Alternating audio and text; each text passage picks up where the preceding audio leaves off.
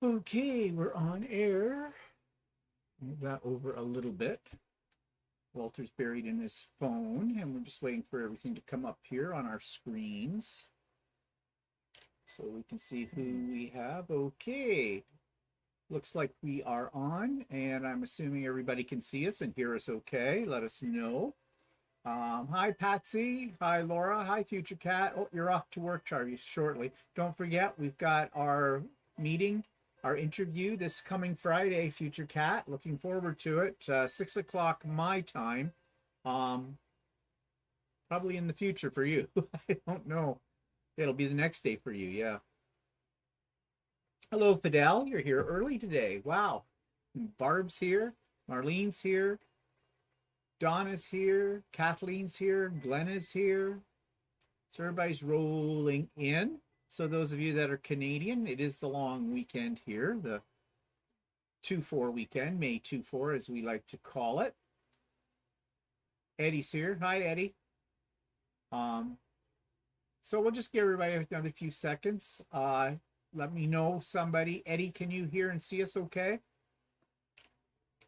Just checking that. Needlesmith and Georgia, sounds good. Glad to see you guys. How's the weather up there? Beautiful here.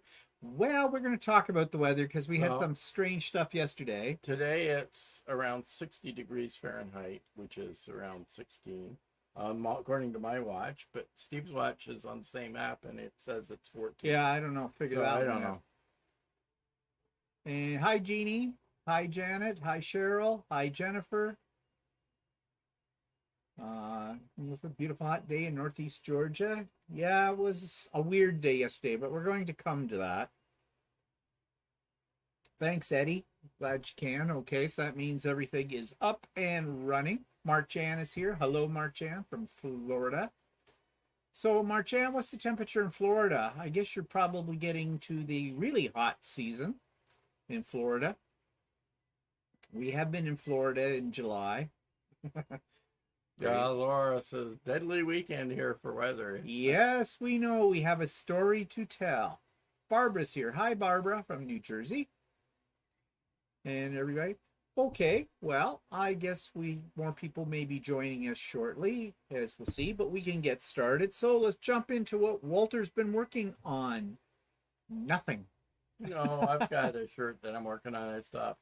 I showed it the other day on So Chatty, but then I haven't done anything to it since. So typical.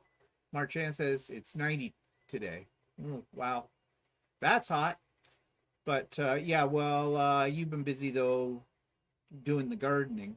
Yeah, I have been doing such hiding the plants yesterday, but well, yeah, we're coming to that. Just keep everybody in a little bit suspense. Don't let it show all your cards right off the bat. You're gonna be a terrible poker player. I know. Well, no, you probably wouldn't because you can lie with a straight face. You do it all the time. Probably doing it right now. So what did you do yesterday as far as the gardening is concerned? Well, I just put some plants in some of the pots and in the afternoon, and I pulled the other plants back out that I bought and put them back on the porch. And all these things he's talking about are leading up to what we want to talk about. Yeah. So anyway, I quickly cut the front lawn. I still need to cut the back lawn. Walter just can't resist. He just has to get around. I'm not letting him talk about what we're going to talk about yet. So no. Well, Future Cats is currently 2 degrees here. Well, it's New Zealand. Well, it's winter, I guess. Yeah, because we're moving into summer. They're moving late fall. So, yeah, I guess that would be different with that. So, so that's all you've been doing is planting, puttering around. So, did you say what you planted? I planted a couple of peppers and some tomatoes and a couple of peppers. Like a couple of pepper plants. Oh, okay. Tomatoes. I still have to do some herbs because I haven't pulled the pot upstairs from the herb that I'm going to use for herbs. Oh. So I planted a. Did you plant any lettuce yet? I did plant a lettuce that I bought at a nursery as a pre-plant. Thing. I still have seeded some other lettuce plants. So we've got hi Marlene from Belgium. Yay. Your plants and lawnmower blew away. Let's not jump ahead, Laura. We're getting there. Oh, I know something I forgot. I was going to ask you to send me those pictures. Oh, yeah. Well, you're a little late. Well, you didn't ask me. Well, I did ask you yesterday and you didn't send them. But anyways, yeah, so we've got cherry tomatoes, peppers, lettuce, some herbs. What else are you going to plant? I have some flowers. You have some flowers. Actually, you can send those to me right now. You don't have PhotoSync on there, do you? No, I don't. Oh, well, that's going to be a pain in the butt. Okay, we can just hold it. Ooh, what just happened? Oh, I switched. Okay, that's what happened. Hit the wrong button. Yeah, teasing Walter, Laura says. So anyways, yeah, so we've got our garden in, and the chipmunks and the squirrels are all getting ready. They're licking their little lips and just waiting for all the stuff to come on so they can destroy it. So what have I been working on? Well, my modern curves quilt. I've got a picture here I will show you once I find it. This is the one that I've done a video on, this one actually, because I don't do my curves the way most people do it. Of course, I don't do a lot of things the way most people do it. So there it is. That's called the Modern Curves. It's just the size of a wall hanging kind of a thing. This is for the TQW, the Quilters Way, the group I belong to. And we're all working on curves, but I kind of worked ahead because, well, that's the way I am. But I did use the Accuquilt to cut the Drunkard's Path pieces. And I actually found a way that is easier for sewing your curves, or so if you make a mistake on a curve, you can correct it. I'm not going to get into it right now because it's kind of technical and everything, but I did do a little video, and some of you may have already saw it, and I put it up on the channel, so you could take a look at that and see what I do. And I think it takes the worry out of doing curves, and you don't have to have an Accuquilt to do it this way. The other project is the block of the month, and of course it's not done yet, and it's not going to be done for a while because I don't have all the instructions yet, but I started laying it out, the pieces, just to see how it's going to look as more pieces will come on. Yeah, it is quite loud to say the least. There are there's about 14 different fabrics in this sucker. And it is kind of tricky to put together. And in fact, I'm glad I laid it out this morning, the pieces that I have so far, because there was one block that I had sewn one row on the wrong way. And I wouldn't have noticed that if I had not put it up on the board. But, you know, the trouble with a mystery quilt is when you go to pick your fabrics, you really don't know what to pick, because there's a couple of pieces in some of these blocks that don't show up as well as you would like them to show up. Now, mind you, in this picture, it's hard to tell because there's a bit of a color shift in here in the lighting and everything. But, and the instructions, they're in color with the fabrics they used, but that's the problem. It was the fabrics they use. And you can't really see, because of the way it's an electronic, you know, a PDF file, the contrast isn't good enough, so you really can't tell. But it's been a little bit of a bitch because there's been a lot of cutting involved, and yeah. And I am going to have to do some fudging on this too, because the blocks still aren't coming out perfect in all cases to the size that the pattern calls for. So there will be some fudging in here to get things to fit, but it's not going to be done for quite a while because this is like about an 8-month project. We get a new set of instructions every month, and we started it in March. So yeah, it's going to be a while before we get that done. I sent pictures to your email address. Oh, okay. Well, I can probably pull those up with that. Let me switch over here so I can see what we need to see. Get rid of that. Okay. So anyways, that's what I've been busy at. And I just finished quilting on the long arm this afternoon, a UFO, unfinished object, that I've had sitting around for a couple of years. I call it cock block because it's got a big paper pieced rooster right in the very center of it. And yeah, I think it's going to look pretty good when it's done. It's all quilted, but now I have to square it up and put binding on it. So I'm not going to show it today. I got the hiccups until I get it completely done. But anyways, that's what I've been up to.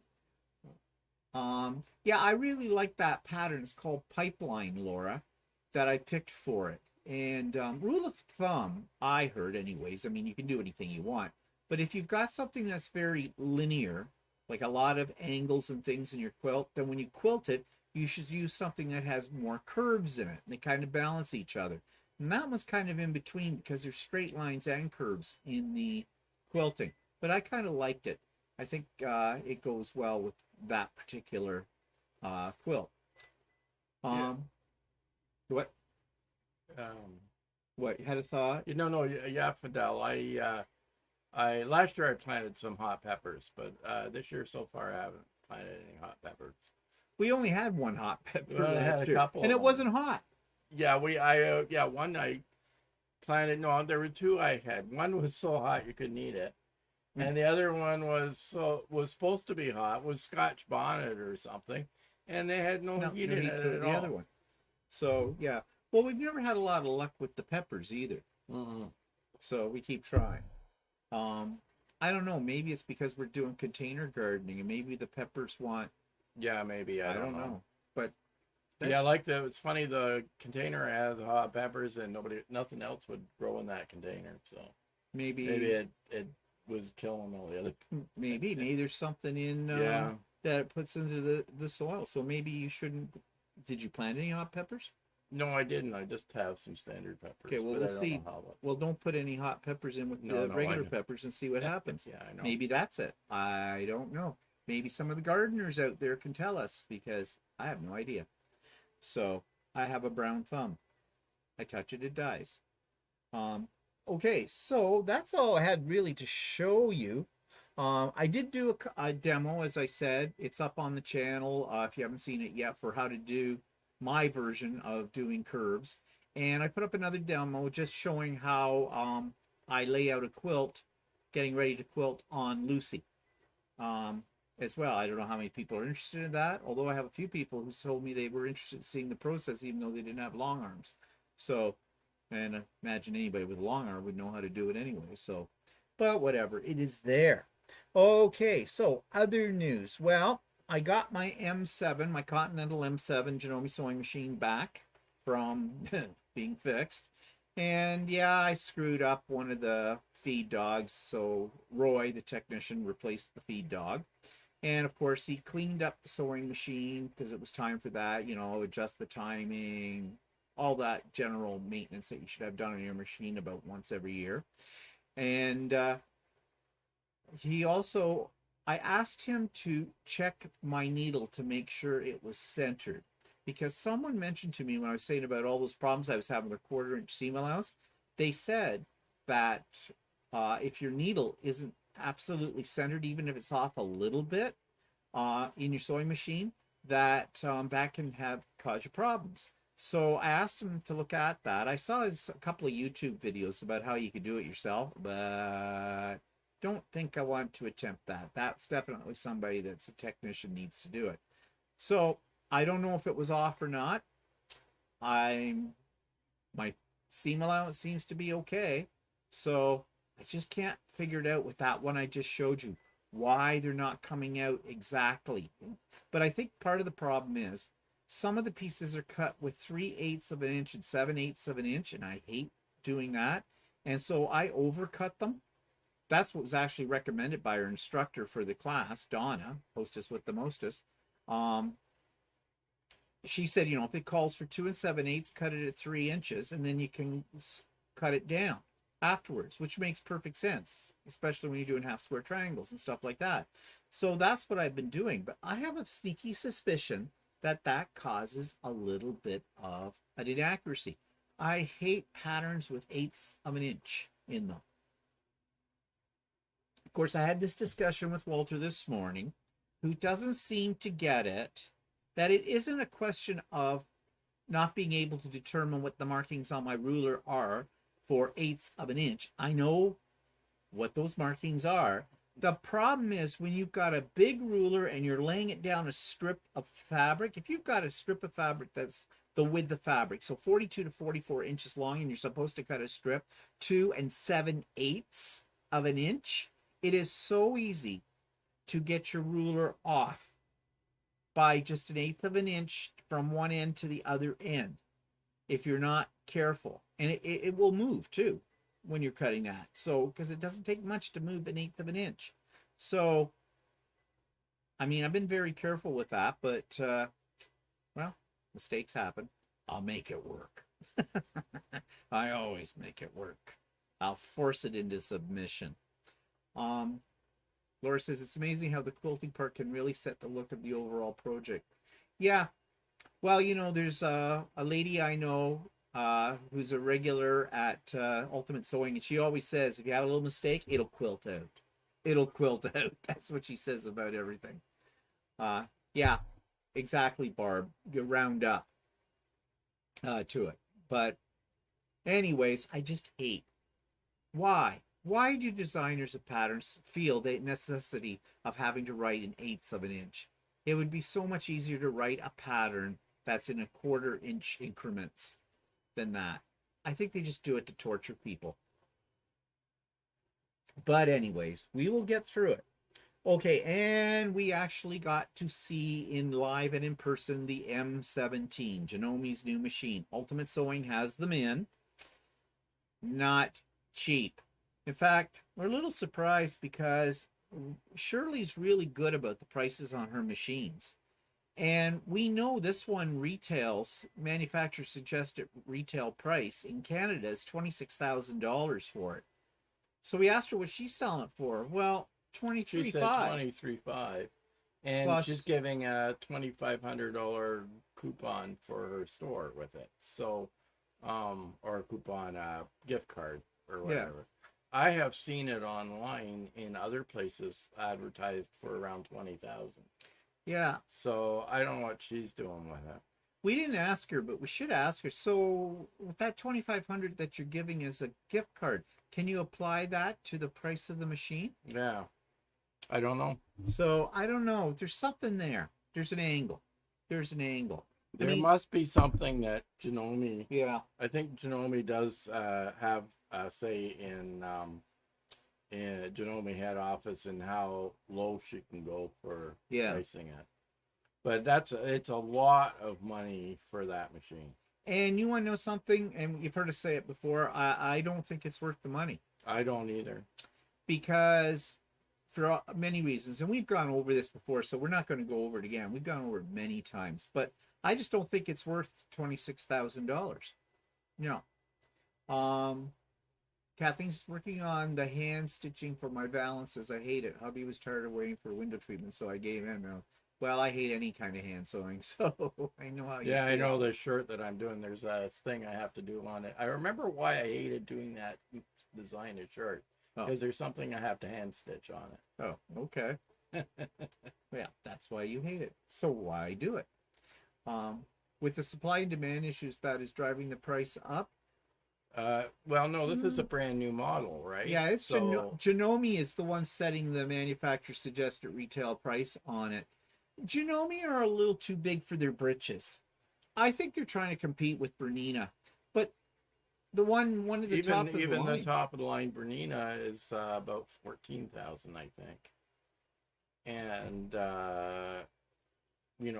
it looks nice. It looks nice. It is huge. There's no way you can take it with you. You need a dining room table to work on with it. It's no way it's portable. Not whatsoever. And again, I just don't trust a combination machine. I mean, it looks nice, but it is a lot of money to pay for a sewing machine. And I just can't see, even I can't justify spending that kind of money on that machine. So, I mean, considering that my long arm was $22,000, not counting the quilt path part of it, and this is a sewing machine with an embroidery unit on it, and it's 26,000. I mean, it does a lot of stuff, has a lot of Yeah. stitches on it, but I mean, if you're a quilter, all you need to do. Barb says, how big's the throw space? 13.5 inches. It is basically like my sewing machine, the M7, with an embroidery module on it, and it has a more advanced what do you call it, touch screen on it. Yeah.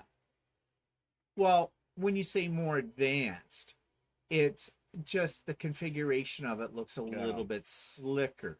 Yeah. It may have a few more decorative stitches than the M7. It does have a few other things, like it has a stitch regulator. Oh yeah, it's got stitch regulator. And it's got there's a laser positioning. Yeah, laser positioning thing on it and stuff like that. It has some more bells and whistles than just a combination, just an embroidery unit attached to an M7. But and I think there's a few other features that are not on the M7 or something. Yeah. I can't remember what they all are. But basically, they're trying to tout it as a machine that you can quilt on.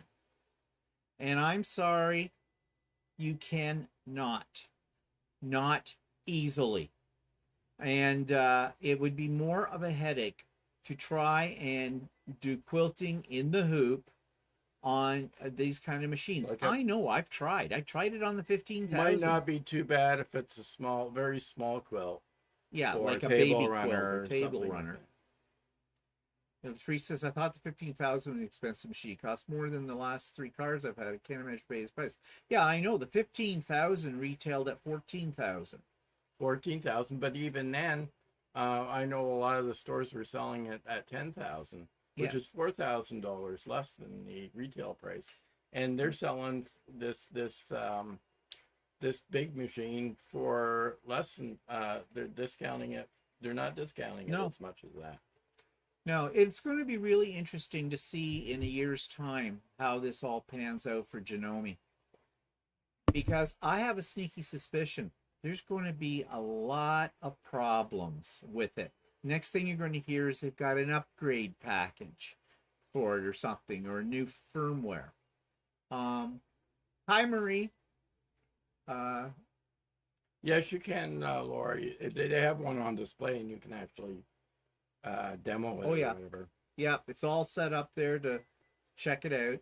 Of course, when we walked in, she grabs my hand, just touch it, feel it, touch it. Yeah, Shirley's being very tempting. She thinks I might be tempted to buy it. No, And I said to her, looks nice, but you know my experience with combo machines. I said, i.e. the 15,000. Fidel says, Donna Jordan uses a very basic Juki industrial sewing machine. She makes awesome quilts. No need to spend ridiculous amounts of money for things we might never use. Well, you only need a machine that does a straight stitch to do a quilt, really. You know, I mean, yeah, that's how they sell. But then, you know, you only need a car to go from point A to point B. You don't need power windows. We lived for years with cranks, right? You don't need all the extra little things that you get in modern cars today, but they're there, and sounds cool. But so that's what they're playing on. They're playing on, you know, people wanting. It's a luxury. Wow. Hi, Andy. Andy's here. Hi, Andy. Teresa says, I completely agree with you about quilting on an embroidery machine. I tried it on the 15,000 too and felt it was way too much hassle. I could free motion a queen in half the time it took for a baby. Yeah, I know. And it's just, but that's what they're toting. They're also, they're trying to make it sound like you don't really need to get a long arm, or you don't really need to get, you can avoid getting a long arm by being able to do this kind of quilting on this machine. And doing it on one of those machines, if you aren't doing free motion, is a pain. Yeah. I know. I've tried. I did all my quilts before I got the long arm. I quilted them. If you want some sort of machine. Automated quilting, yeah, it would be too difficult, especially on a large quilt.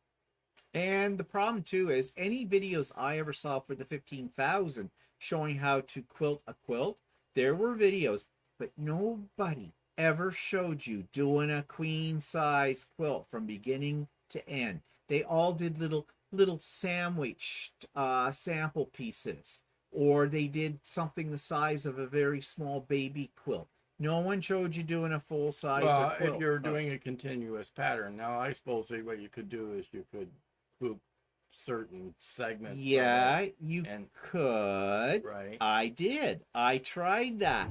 The problem is, I did that on table runners, and Yeah. it's lining it up.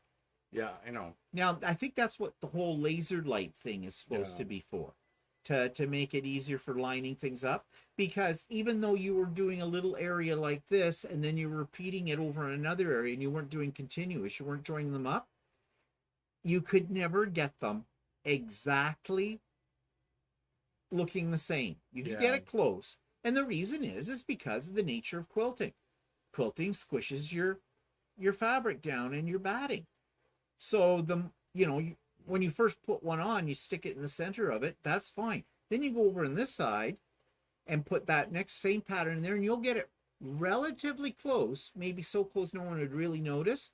But then when you go to the next section, if you have the next section, it's not going to be as easy because this quilt is shrinking. No, but what I'm saying is if you had a block in the a center, not ones that are right next to each other, you just do quilting in that one, those sections, and then you free motioned around it or something. Well, you could disguise it. Yeah. Yeah. Yeah, so. You could, but it's still not going to be exactly the way it is. So. Eddie, 23,000, how many trips to Australia is that? Well, the way we do it, maybe one. Yeah. Yeah, because the last trip to Australia cost Well, no, us, the last one was probably our cheapest. The first one we went on cost wow. us $30,000. but that was because it was a cruise. Yeah. But, well, we spent, though, on that last one, how much we spent? Probably about 25,000. No, I don't think so. I think it was a lot less than that because the flight was about 1,600, and it was just it was same price as other trips with accommodation and stuff. It wasn't that bad. I don't know. Fine. Whatever.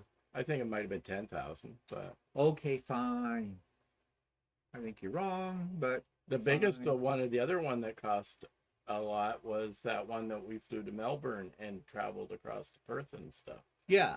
That's not our last one. Our last one was to Brisbane. Okay, let's just pick it apart. I'm stand corrected. I know there was one trip that we did. The most expensive one we were on was the one that we had the cruise on. Yeah. Okay. Fine. Okay, that one was 30,000. Okay. Fine. Whatever. Teresa says for 23K, you could also pay someone to quilt for you for a lot of quilts. That's Yeah, true. that's true. That is true. Yes, you could. Yep. Yeah. Yep. Well, depends on how you look at it. You know, I know yesterday we were talking to the neighbors, and for some reason, they asked if they would commission us to make them some tote bags for Christmas. I think for Christmas gifts they want to give out, because last year, we always give the neighbors something that we make at Christmas time, and I think last year you made one of your totes. No, it was the year before. Was it the year before? Yeah. And it was all Walter had embroidered Christmas stuff on the front of it. They look quite nice, and gave that to them. So now they want to commission us to make some. Didn't say how many they wanted. Yeah, I'll have to ask. So I haven't made a tote bag in a long time. Well, once I get going at them. Yeah, I'd have to review instructions on it. I know it's not difficult, but Actually, I do my instructions in my head. well, yeah, because you're just that special. Just that special. I am not worthy. I am not worthy. Yeah, never mind. Marchan says she likes quilting by check. Yeah. And people have asked me, well, anyways, we were talking about this yesterday, and I mentioned the fact that I had a long arm, and there was like deer in headlights. I forgot that, some people who aren't into sewing or quilting wouldn't know what the heck we mean by a long arm. They would just look down and think, well, you got one longer than the other? Yeah. Maybe. So I kind of explained it to them and kind of told them how much it cost, and they just about dropped the load on the sidewalk right there and said, yeah, it's an expensive hobby, but I enjoy it. That's all that matters. And speaking of expensive things, they just put through from Apple, they just charged me on my credit card for my new Mac computer. So it must be going to arrive very soon, because when they do that, usually it means the next email I'll get will tell me that it's being shipped and when it comes. The thing is, you want to know when it's going to be arriving because you have to sign for it. So you got to be home. And, you know, they always give a window, which they never, and then they reschedule that. So, and I'm talking UPS. Ooh, UPS. Yes, something else to tell you about with UPS too. But moving on here. Okay. So, yep, the M17, glorious looking machine, very slick. And if you want to take out a second mortgage, you too can own one. I'm not doing that. So, just advance notice, Craft and Chat. The first Wednesday of June actually falls on June the 1st. So that's coming up really quick. That's not this week coming, it's the week after. So I'll start posting the links for Craft and Chat in the show notes. So there'll be one for it in this one today, and next week all the videos that go up, it'll be there as well. And towards the tail end of next week, I'll be sending out to those of you that are on the mailing list, I'll send you out your own personal invitation to Craft and Chat. But of course, all are welcome to that. Andy says, when I asked, I told people didn't do commissions. It takes all the fun out of it. Yeah, exactly.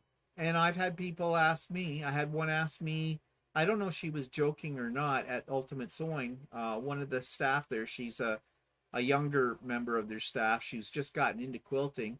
And she kind of said, well, I know who to come and see when I want to get my quilts quilted.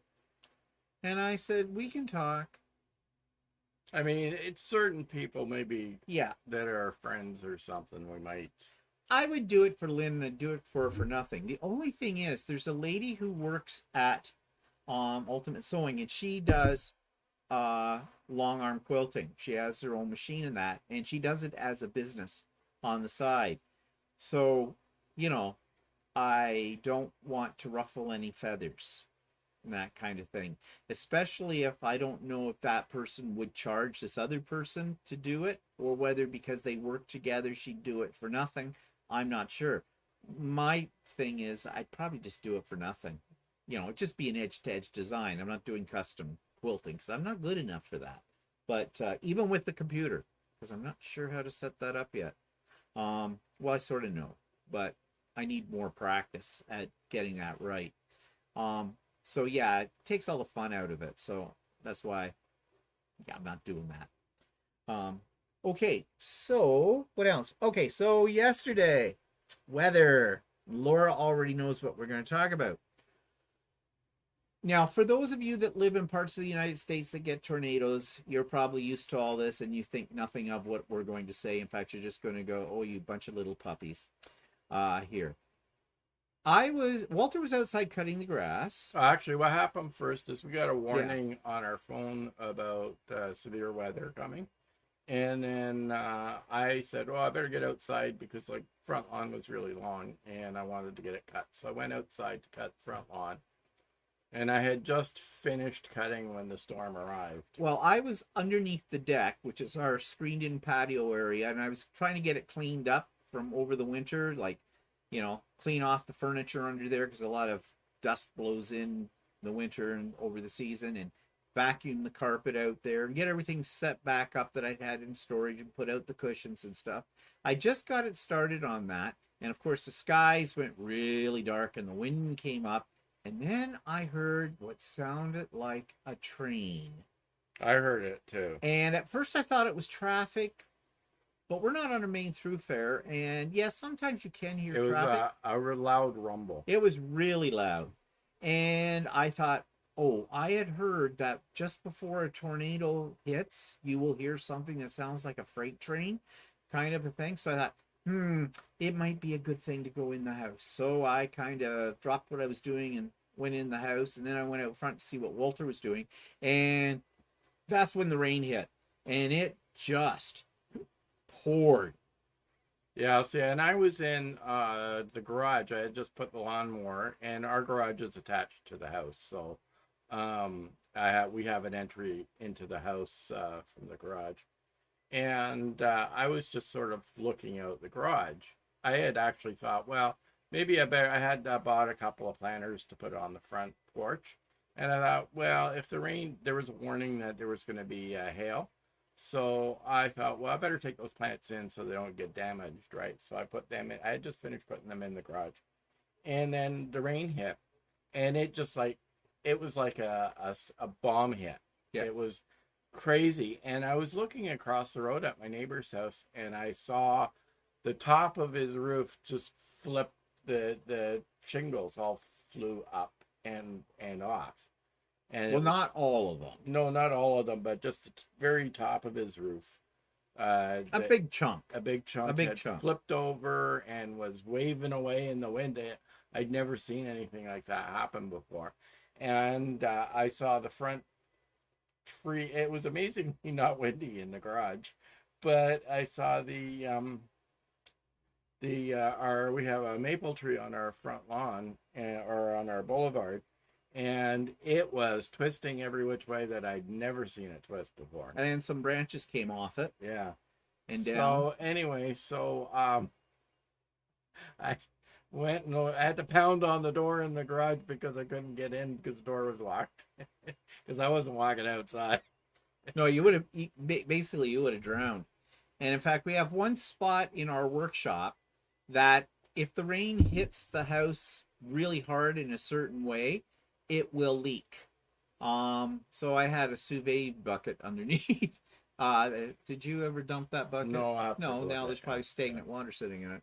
That was coming in, and so anyways, it did this. It only lasted a few minutes, 5-10 minutes maybe. Yeah. Not even the I mean, wind it continued to rain afterwards, but the actual wind portion of it was only a matter of a couple of minutes. But it's a great way to meet your neighbors because everybody came out on the street in the aftermath, and we're cleaning up the branches and everything like that. And then people are looking. There were other houses on that side of the street that had some shingles torn off. We were lucky. Our neighbor next door, they had one little shingle come off at the back of their house. Our house was okay. We were fine. And our neighbor to the south, their house is okay. But there were houses around us that lost either a few shingles or a section of shingles had come off the roof. One neighbor down the way from us, his fence in his backyard was blown over, and somebody had a wrought iron fence. They had a wrought iron and it fence that blew over too. So I think it couldn't have been secured very well. No. This was not hurricane or tornado. This is what I think they call a microburst. There wasn't a funnel cloud or anything like that, but it was enough you could see the path because we went for a walk around the neighborhood afterwards. And there was a distinct area you could see the path in the subdivision where houses were more affected in that area than in other areas. There were a couple of maple trees that split right down the middle. They must have twisted right off. So one lady up the way, I guess she was sitting by her window at the back of her house, and because on this side of the street we all back onto a forest, a woods, and a tree branch came down and went through her window, broke the window, and she got hit. She got hurt. The ambulance came. They didn't take her away, but we're not sure exactly, but her elbow or something, but they didn't know if it was broken or not, but I don't think it was. I think she got lacerated because they bandaged her up and everything, but they didn't take her to the hospital. And just as an aside, this poor lady, we found out, we don't know a lot of our neighbors here. I mean, considering we've lived here 27 years, but that's because Walter's antisocial. I talked to the neighbors. I know the guy across the road. Yeah, and then they run away. Run No. away, run away. Yeah, whatever. I thought it was mostly the neighbors in their immediate areas. Yeah, well, I remember when we first moved in here, I said, we should have the neighbors in or something at Christmas time or something like that. No, don't want them in because then they'll be on the doorstep all the time, and you don't want that. Well, anyway, so but she's has a really sad story here because just a few months ago, apparently, we didn't know this. Her husband passed away. He was about 60. He had just retired. He had brain cancer. Yeah, she said right after he retired, I guess he started acting really funny, and they took him to the hospital, found he had brain cancer, and he died within weeks. And then her daughter went into the hospital. She had a heart attack, and her daughter's 42 years old. And apparently, well, the way the neighbor who knew a little bit more about it put it, she was leaking blood everywhere inside of her internally. Apparently they just discovered that she had a congenital heart defect or something like that, which they never knew about. So she survived and everything, but I'm sure right now she's still in recovery mode, whatever they have to do with that. So this poor lady, lost her husband, daughter has a heart attack, tree goes through her window, she gets hurt. Like, wow. So we took this walk around the neighborhood, and as Walter said, you could see basically the path of this microburst or whatever. I call it a microburst. Yeah. I don't know. But we did watch the news or listen to it, and there were other parts of Oshawa that were hit by this thing too. South Oshawa, well, that's where the trailer trash lives, so we don't care. No, about that. I guess a tree came down and landed on a car there or something. And out where my sister lives, I sent my sister an email. Well, she was away at her in-laws' cottage, which is in a place to the east, northeast of us, Finland Falls it's called. And they had rain there, but they didn't have what we had. And I guess my niece, their daughter, was at home, and she gave them a call to let them know that I guess they lost a shingle. I don't know how bad, whatever, with it. It didn't sound like it was much of anything, just like it sounded like a shingle or something like that. And the barbecue blew over on their deck. Yeah, so, I know that if you live in Tornado Valley in the States and that... Alley. Huh? Valley, alley. Tornado Alley, whatever they call it. Valley, alley, pick my belly, I don't know. I know this seems like nothing at all, but we don't get this where we live. Well, not very well. We've been living in this subdivision for 27 years, and we've never had something like this. We've never had something like this happen. So we were lucky, But amazing though, the neighbors across the street that Walter was talking about with the shingles going off, they got roofers in yesterday. And they got it all fixed up. Yeah, actually, and that doesn't look too bad what they did. These roofers were going around to the other, like lots of work for them, because there were several houses in the same boat with that. So, and it's been a long weekend. It is a long weekend here right now. It's the 2-4 weekend, so didn't figure you'd get anybody with that. So yeah, they did. So lucked out on that. What are people saying? So we do have a few photos. I was so stunned by this sudden weather that I hadn't even think about taking a video or something. It was just like, and it just happened so fast. I'm just going to see. Walter sent the pictures to me via email, so I'm just going to see if I can find them here and show you what we're talking about. Again, I know this is nothing in comparison to what I know other people. It's kind of actually, when you looked at the photos, they're kind of minor, somewhat minor in severity, but for us, we're not used to that kind of thing. So, okay, just find these here. It's not the best way to show pictures. Okay, switching over. Okay, so this is our neighbor right across the street from us, and this is what theirs looks like. That's what Walter saw flapping in the breeze on here. And just give it a second here to catch up so people can see. Yeah, there it is. So that's what theirs look like. I mean, yeah, in the big scheme of things, that isn't much damage from a storm, but you know, and you didn't know how much more rain we were going to have either over this weekend, so you don't want that exposed. And our roofs, their house is exactly like our house except flipped. It's the same design as ours, so these roofs are, They're huge roofs. yeah, and they're steep, very steep. There's another picture here. Let's see if I can get this to come up. So that's another house, what, two houses down from the one we just showed you. So they had some damage there. And what else have you got here? Let's see. Oh, that I think it's the same. Is this the same? Oh, that's the same place. Yeah. And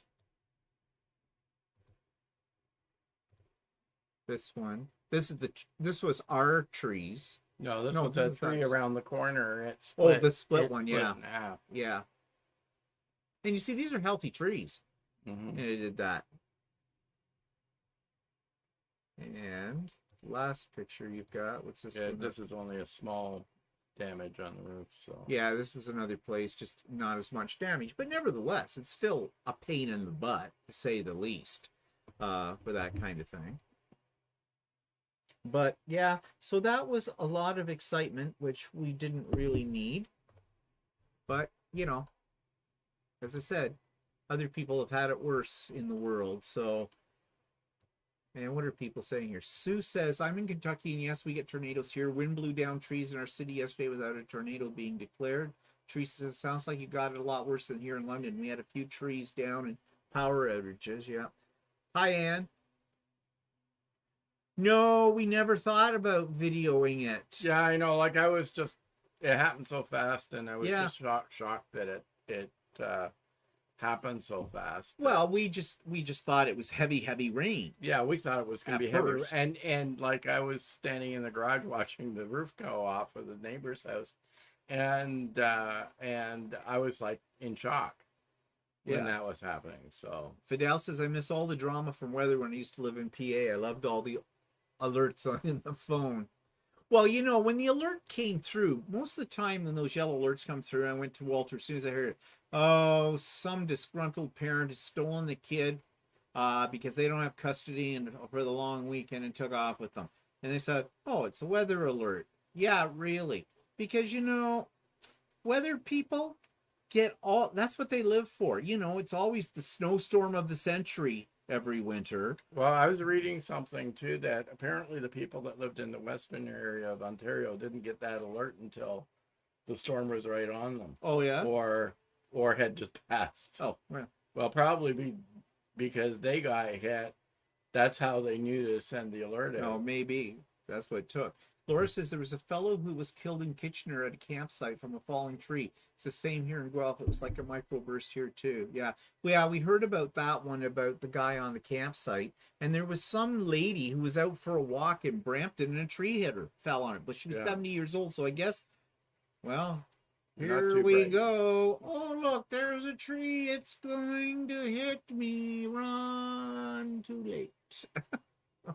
Well, there were other people out there that got caught outside from going for a walk and stuff like that. And may have not have heard about it, and all of a sudden it just hit. Yeah, Jennifer says parts of Cambridge got hit hard. Her parents are in Hespeler and still don't have power. Yeah, wow. I've heard that large sections of Ontario are out of power. So I expect it when that rain started, and the lightning was quite tremendous too, and the thunder and everything. I thought, uh-oh. I went down and I turned off my computer system, but I had my 3D printers for all printing. Now they're on power backups, but so I left them going, but I turned off everything else because, you know, did a power surge, and especially made sure that my Lucy wasn't on, my long arm, because I don't want a power surge going through that, even though I have a really sophisticated line conditioner thing on it. Yeah, actually, the shingles that came off were a bigger chunk than it wasn't one or two shingles. It was quite a few. Yeah, there was a lot there. Patsy says, doesn't matter how many times we have storms, everyone is bad and scary. Yep, true. And Ann says, well, it is something. That is so scary. Yeah, it was scary because, well, for us. For us, we don't usually get stuff that's too severe. And that was like, we've been living here for 27 years. Actually, the only other time I remember having a bad storm was that one that we had when we were living in our old subdivision, and that was more than 27 years ago. Yeah. And in that storm, everybody's aluminum siding came off the side of their houses, including ours at the time, with that too. But yeah, but that I also was thinking in my head when this was going on yesterday, if this is really a tornado or something, what do we do? I'm thinking, I guess we should go into the bathroom in the basement because there's no windows there, and get away from it and sit in the bathtub. Because, you pick up pieces of information like that, but how accurate is that? I don't know. We don't know what to do here. We don't know because we don't have that. We know what to do if we have an ice storm. I mean, I probably shouldn't have been looking out of the garage. Stand there. Oh, look, isn't that pretty? No, cripes. Fidel says, this part of Mexico is so boring all year round. It's the same. Sunny days and more sunny days. You have to just keep rubbing we'll that just in. have to, maybe you'll get an earthquake or something. Yeah. No, we don't wish that on you. Yes, we do. No, we don't. Yes, we do. No, stop that inner voice in my head. Stop that. Laura says, it's scary when you don't see these often. Yeah. Yeah, I know. Well, let's hope we don't see any more. Now, is this all because of climate change? I don't know. I don't know.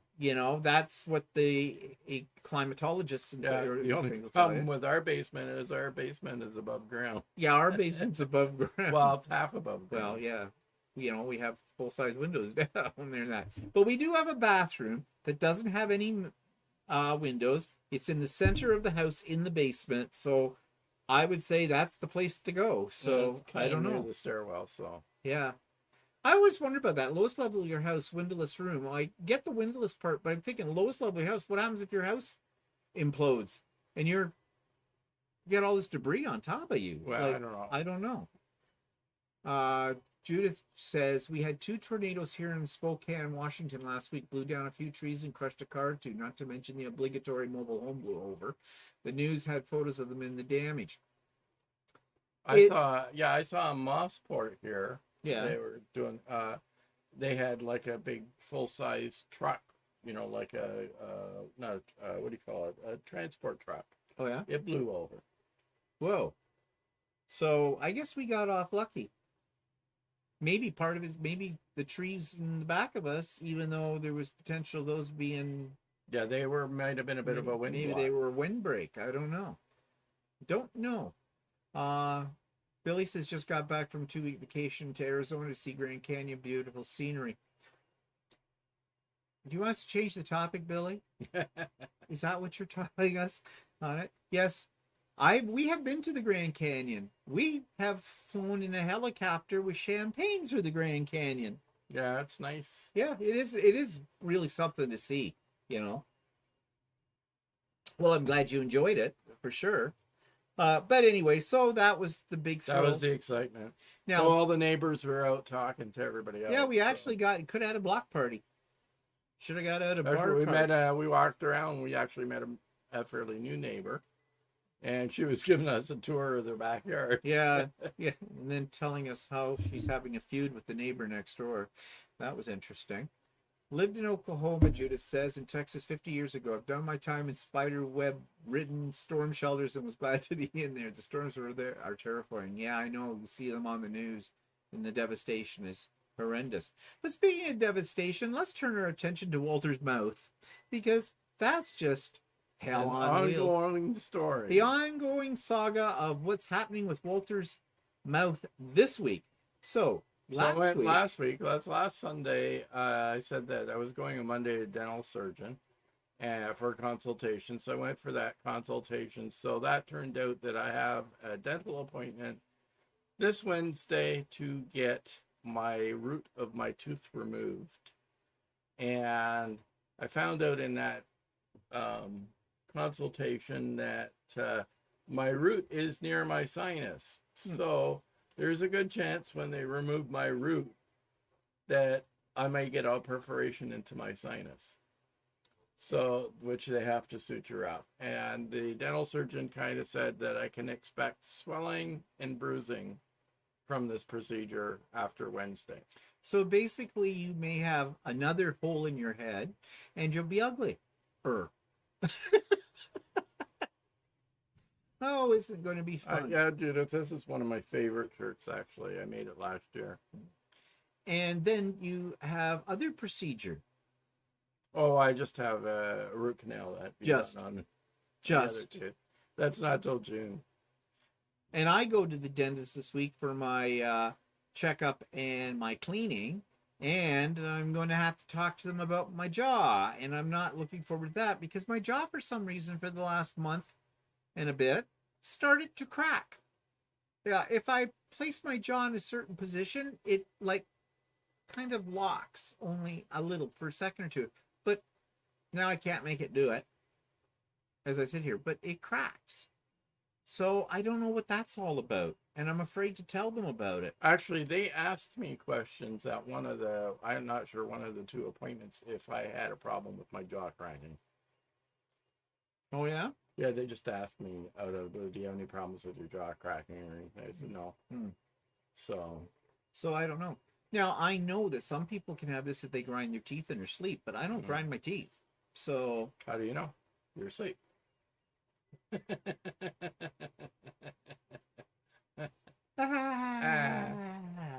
Well, whatever. We'll see. But I hate the dentist to start with. Oh, Marie's back. Listening while cooking supper. Okay. Cook us some too. Marie. But anyways, yeah, so that's another. Stay tuned for next week's update on the continuing saga of Walter's adventures with I'm dentists. not looking forward to Wednesday's appointment, but I want to get it over with.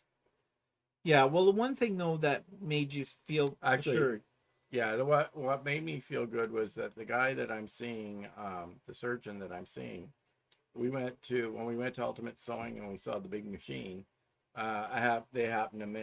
we mentioned the situation with my tooth, and they said, well, who's your surgeon? So I said the name of the surgeon, and 2 of the people in the store that work in the store, actually the owner Shirley and one of the employees, said that they had the same dental surgeon, right? And he was great. And then I talked to my sister a couple of days later, and she said that her husband and my brother-in-law and my niece and nephew had all gone to the same surgeon, and they had positive reviews about him as well. So it makes me feel a little better about who I'm going to. So, well, you said when you went into the office for the consultation too, they were very, very nice and very efficient. Very efficient, very nice. Well, no, that was more the endodontist. But, was it? No, the one for here. When I saw the doctor, I thought he was very direct and to the point, like not real friendly, but I mean, right, direct to the point, answered my questions. So, I was happy with the personality he had, and he sounded like he knew what he was doing. Well, hopefully. Laura says, yep, I had one of those, Walter. Seriously, try not to blow your nose for a month until the hole heals over, or you will be, you can use your imagination. Oh, God. I may have to move out. This could be gross. Ugh. Teresa says, diagnosing grinding of teeth and selling you a mouth guard seems to be the trend lately. A while back, it was balancing your bite by selectively grinding some spots. Take it all with a grain of salt.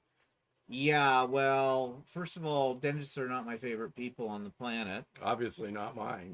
And I mean, I can live with this, but and I have no reason why. It happened. It's just because you're worn it out because you talk too much. Pick a finger. Here's a suggestion. And it doesn't mean I still think you're number one. God, please. Like Henny Youngman, take my husband, please. God, you're so funny. See, mine doesn't crack because I don't talk. How about if I hit you with a sledgehammer? Maybe it'll crack them. I've got a sledgehammer out, and we can fix that job. Fix your jaw. Yeah. So speaking of health issues, we got our 4th shot on Friday. Well, you would think after all this time with COVID, and this is the 4th round of shots, they'd have their bloody act together. No. We had booked appointments because that's the way you were supposed to do it, we were told. So yours was at 12:35, mine was at 12:45. We walked into where they were doing it. We went to the first window. The first window was saying, "Hi, welcome, here for your shot." No, I'm here to order ice cream. Yeah, I am. So, you have your health card. You're going to be showing that 3 times. And okay, yes, I have my health card. They didn't like our masks. Are those cloth masks? No, they're made out of saran wrap. I find they seal better. They had to use the medical mask. They had to give us one of their masks. Okay, fine, whatever floats your boat. Then she's, okay, you go way down there and show them your health card and they'll look after you. So way down there we went. So Walter went to one person, I went to another person. And they asked me a million questions, about my health card, if my address was correct, if my phone number was correct, if my email address was correct, all kinds of things. They never asked him anything. The guy had an iPad in his hand. All he did was, he turns around, shows it to me. Is that your email address? I said, yeah. Okay, he says the lineup's over there. Now, when you want to see my health card, so I gave him my health card. Now, my health card has a hole in it. The reason it has a hole in it is because I just earlier in the week went and renewed my health card, because every 5 years in Ontario, we have to renew our health card. And I had to get a picture taken for it. So what they do is they give me a piece of paper saying that here's the latest information about my health card, but in 4 to 6 weeks, I get the actual plastic card for it. So in the meantime, I'm supposed to show people this paper if they ask me if I need to show it. Well, I just showed them my health card. I had the paper with me, and they put a hole in it so that they know that this is now, a bad card, basically. Guy never even questioned the hole. Nothing. Now, maybe that's because he saw my birth date on it, and that's when it expires. So my birth date isn't until July. Excuse me, sneeze. And so anyway, so then we get in the line. Well, they're not too speedy. Well, no, actually, there was a really short line for Moderna and a really long line for Pfizer. We were in the Pfizer line. Although the Moderna line filled up. No, the Moderna line didn't move. Well, no, but more people came into the after we were there. But we moved beyond the... Eventually. Yeah. And so I don't know why the Moderna line wasn't moving. I don't know. I think they said only had one person give a Moderna shot. That's what I could see. So then you stand there and you get up to the front of the line and somebody directs you to one of the people, and there's numbers on the tables, and that's how you know where to go. But Walter was ahead of me. He's sitting down, and you sat there forever. Why? Why? What do you mean? They didn't have the shot. No, I know they didn't have the shot. They had one person preparing needles and bringing them to whoever was giving the shot. And they were taking, where were they going? They were taking their time. For it. And then I got to one, and she says to me, the one directing, okay, go to the very last table over on the far side. Well, I could see across the room, and this was an old Sears store that had gone out of business, and they were now utilizing it for this. And there was, over on the far side, other tables, which I found out later were actually another place where you had to check out. And they'd give you a little receipt thing saying that you'd had your shot. Well, I said to her, well, which number? Well, the last table. They're all numbered. Everything has a number on it. Why can't you just tell me the number of the table? Because she's hand is like, oh, go to the last table over, which way? Like Vishnu, okay? Kind of a thing. So, all right. So I get over. The one that's waiting on me. She talked like this. I could hardly hear her. I'm sorry, but she did have a bit of an accent, and I was having a little trouble with the accent because one, I couldn't hear her, and second of all, the accent You wasn't got the happening. dud. I got Yeah. the good one. So we were working on. I don't want to sound, you know, racist or anything. We're working on, let's just say, Jamaican time. And okay, I wasn't in any great rush, so that was fine. But she was very methodical about what she was doing. She asks me questions very slowly. I answered her questions very slowly. Give me the needle, I'll just do my own. Okay, fine, thank you. Anyways, finally she gave me the shot. And then she goes, okay, let's see, what time is it now? Oh, yeah, you can go over there and have a seat. I'm surprised they only made us wait 5 minutes. Yeah, it was only after the 5 shot. minutes. So actually, anyways, the lady I had was very efficient. She was really good. I liked her. And but the longest time I had to do is we had to wait a little while for them to prepare the needle and have it delivered to her, which was a really bizarre slow way. I don't know system why to do that. how they were doing that. And not only that, I would think that having one person go back and forth with needles all the time to all the tables is like a risky for infection too. Yeah. But, anyways, I got the shot and we checked out. Oh, yeah, she asked me, she says, I had to ask her to repeat it. So she gives me the shot. So this is I said my second booster. Yes, fourth shot. So have you ever fainted? So I had to think about it for a minute. Okay, you mean like after the shot? Have I had a reaction to the shot? And I says, no, I'm fine. Okay. Oh God, I was looking for the button on the side of her that would speed her up. Like, okay, come on, someone put you in slow motion. But whatever, we got it. So we've had the fourth shot. So in 6 months' And time, we'll probably get neither a fifth one shot. of us had any reactions to it. No, my arm was a little sore. Oh yeah, okay. Well, mine. And that was it. I mean, nothing else to it. Fine. So big deal. Well, I'm glad. I'm happy for you. I really am. I'm ecstatic. Marie says, Stephen, I really enjoyed our chat interview. So much fun. I bet we could chat for hours. Yeah, we probably could, Marie. According to Walter, that's why my jaw locks. I'm divorcing him in the morning. What are other people saying here? Oh, something. There's something here about plastic surgery. Yeah, plastic surgeons and dentists. Yeah. Laura says, Walter 1, Stephen 0. Yeah, that's usually how it works. Judas says, snappy comeback, Walter. Don't play into his ego, really. Eddie says, Walter, I bet you're really looking forward to all those wonderful soft foods for a week. Yummy.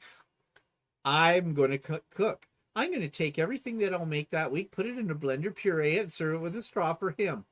And it's nursing home food. Yeah, I know. Well, you might as well get used to it. I'm putting you one there very soon. But Teresa says plastic surgeons and dentists have a lot of sales of service as part of their practice, kind of like car sales. You might need a car, but do you need a BMW? Yeah, like I had a tooth pulled a couple of years ago, and they were sitting there going, "Okay, we can give you a bridge. We can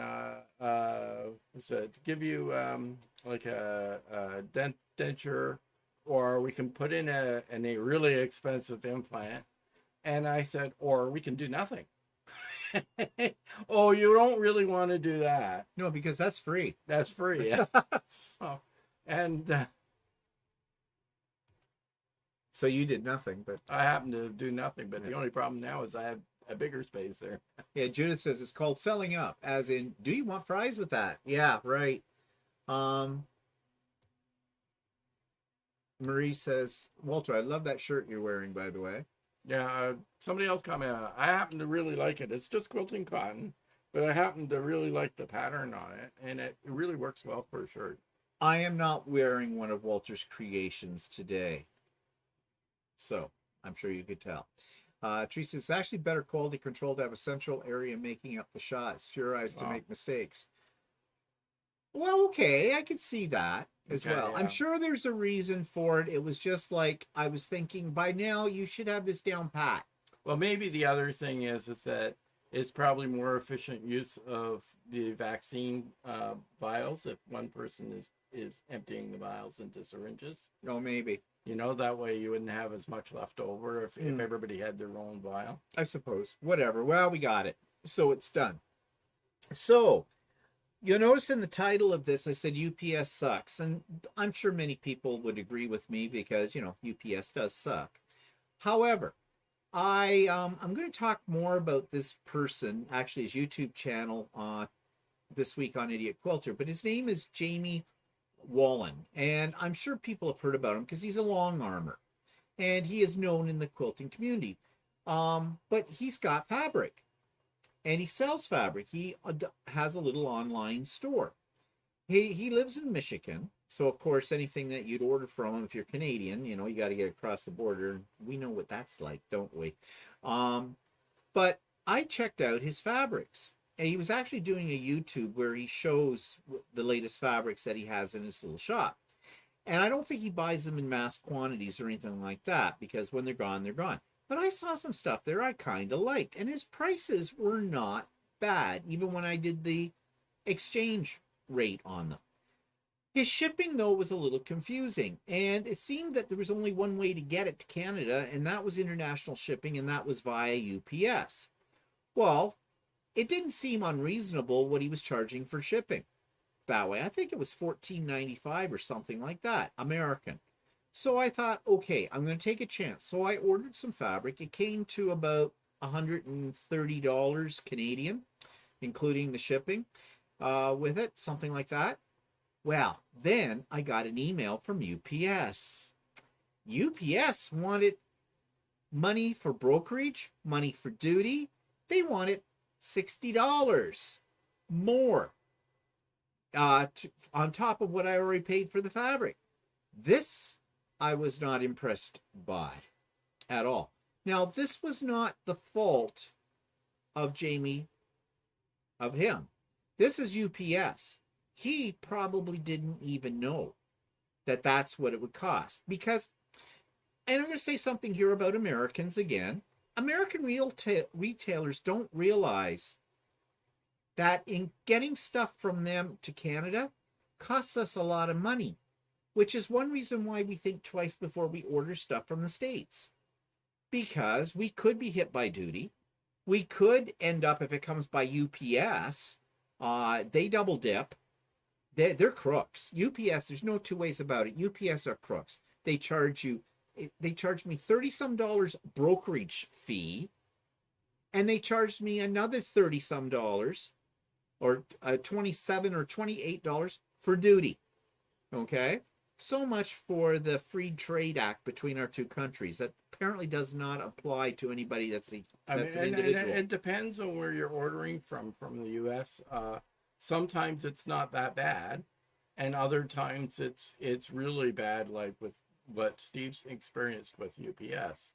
Like, I've purchased stuff from Mood Fabrics in the U.S., and I've done stuff from Missouri Star, and either those two places aren't too bad to order from. As far as duty, even fabric.com is sometimes not that bad, and they actually go through UPS, and for some reason you don't get as big a hit on UPS from that. But of course, fabric.com is actually part of Amazon, so there must be some sort of arrangement they have. Well, we were talking about this, and we think that UPS has different levels. If you're a retailer, you would probably have to do your research into this and find out. But here's the problem. We as Canadians, American retailers don't give a shit about us, right? Because we're a small market. We're a large country, but we're a small market because we don't have the population. So, do they really care about us? Not really. With it all. So I mean, and somebody and he looks like he's a small online presence. So, it probably cost him more money. So he probably went with whatever was the cheapest to put in his shipping price. And he probably didn't even know that UPS was doing this. So I thought he should know. So I wrote to him and I told him this. I said, here's the situation. I loved your fabric. I like you had stuff that is very unusual, I've not seen before. That's what attracted me. Your prices on your fabric were not bad either, even when I did the exchange. But here's what happened with UPS. And if I'd known that was going to happen with UPS, I would not have ordered it. And I have a feeling, I said, that you are possibly, because of this, you're shutting out some of your possible Canadian customers. So I didn't know if he'd write back to me or not, but he did. And he gave me an explanation. So I thought I would just tell you what he said. Here, this is the actual email. And he took action on this. Okay? So that impresses me. He said, watched your show concerning your purchase with us and review of our website. Now, I'm reviewing his YouTube channel next week on Idiot Quilter, but I did on So Chatty this week talked about this situation, and some of you may have seen it, and I said that I was going to write to him, and I reviewed this and explained exactly what I just explained now. He wrote, wow, just for your information, our little business is just Jamie, my partner, and I trying to make a living. This came from Rich, his partner.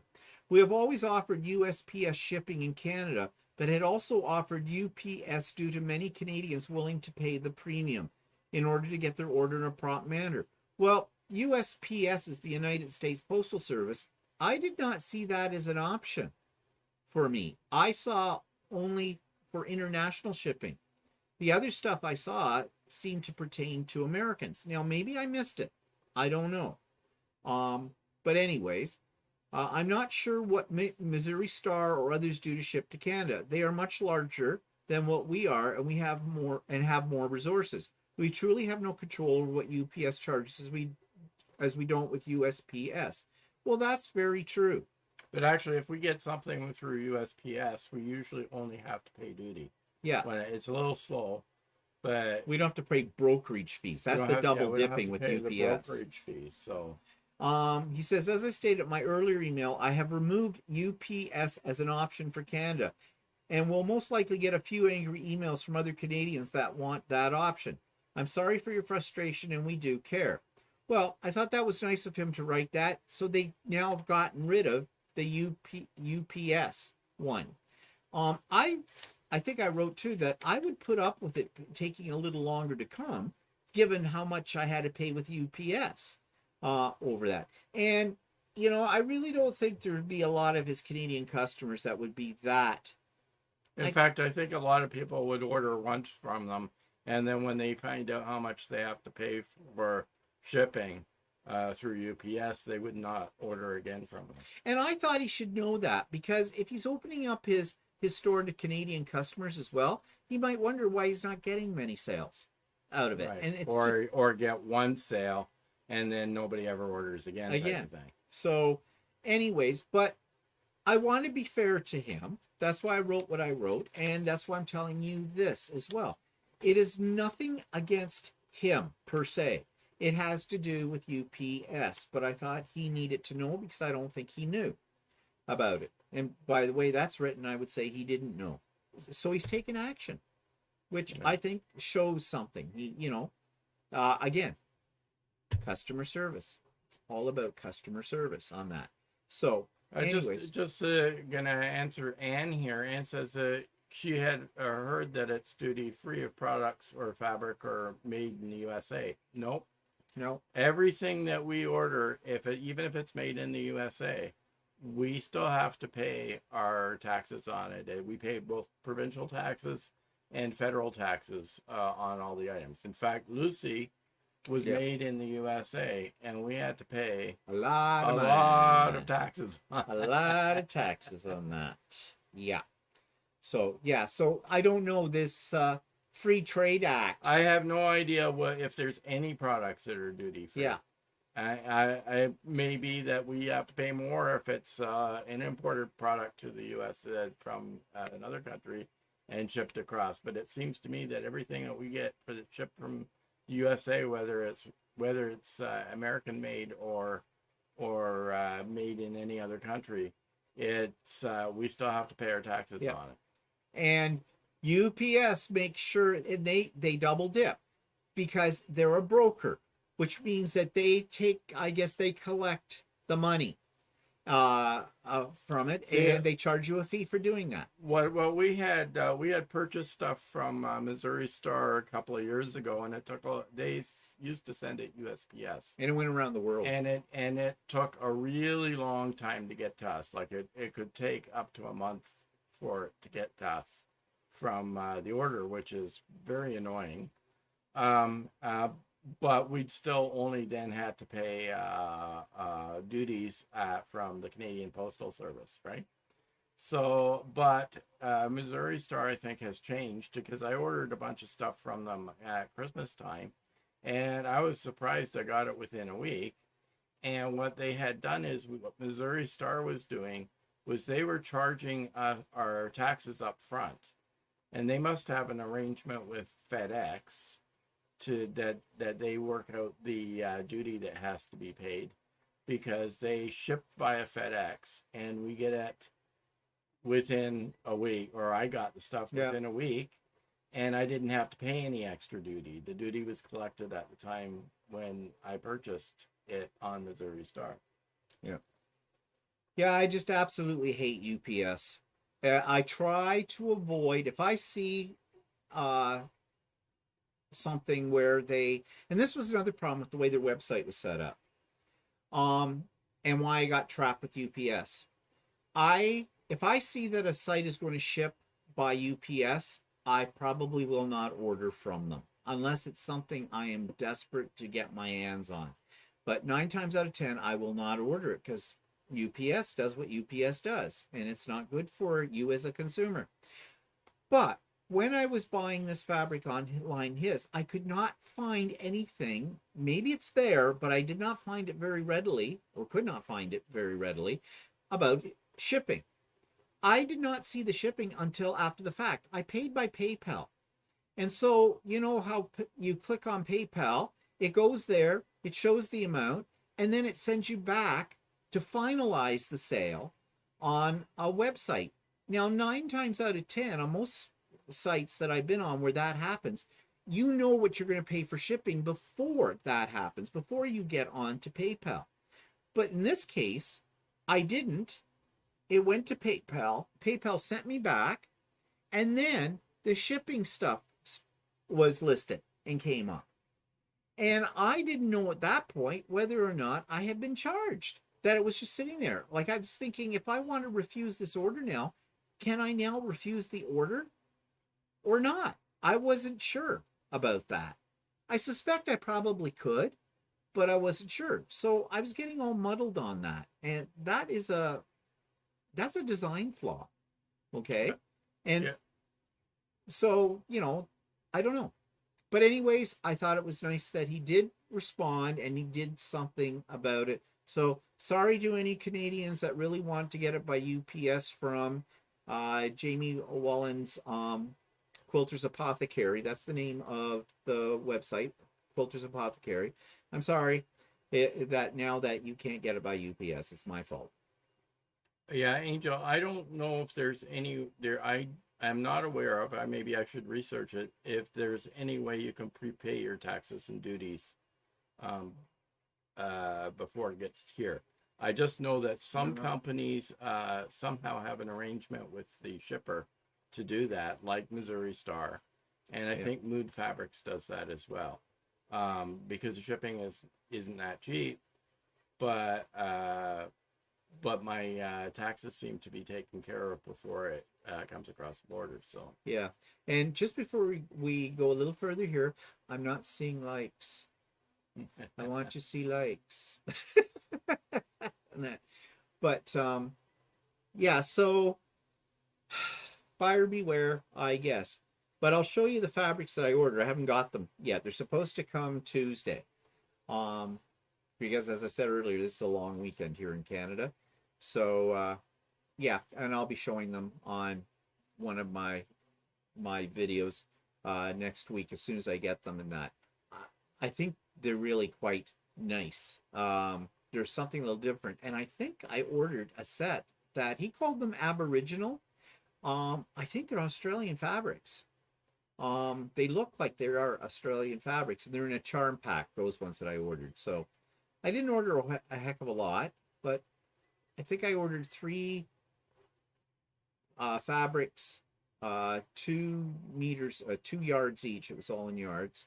And then this charm pack as well. And so we'll see. But anyways, it was an expensive little shopping spree with that. There is a way we can get around sort of this. If it was a large order and the price was good, there's a thing that Walter found that they'll ship it to a mailing address in Niagara Falls, New York. And then this company goes down for a fee. They pick it up, and then you can go to their place, which is not all that far from us, and pick it up. That's how I got some of my Accuquilt dies, because Accuquilt was having a really, really good sale. Better than what I could have got up here, even. And also, like, there's companies that we sometimes we can order stuff from in the U.S. that will not ship to Canada. Yeah. And that's sort of a way around it. So yeah, with that. So anyways, UPS sucks. Don't deal with them. Avoid them. Boycott them. Yes. Tell them I said so. Marie says, I sent a comment and the phone rang. I'm just doomed to miss this whole chat. What did I miss? Laugh out loud. I don't know. You'll have to watch the replay. Marie. Oh, and there was a question someone asked me earlier. Judith said, I need to know about the beautiful quilt over your left shoulder, the circular pattern in blues and tans. Did you make it? It's gorgeous. Yes, that is a New York beauty wall hanging. I did make it, but it was made as it was an embroidery pattern.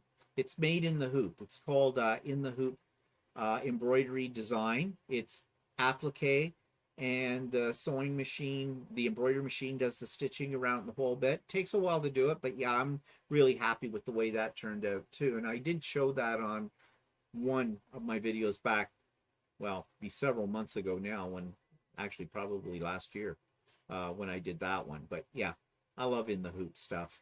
They're lots of fun. Okay, so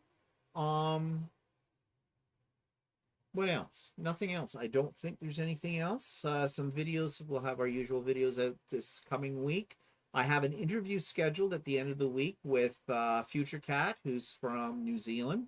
And that won't come out, though, until the week after, because I'm not doing the interview until Friday. With that, Marie is here. If you haven't been to Scrappy Creations, make sure Marie's Scrappy Creations, make sure you check it out. I'm sure many of you have seen the interview I did with Marie. We had a really good time there. And Marie, you've been getting lots of very positive comments in the comment section of that video. You might want to check them out. And yeah.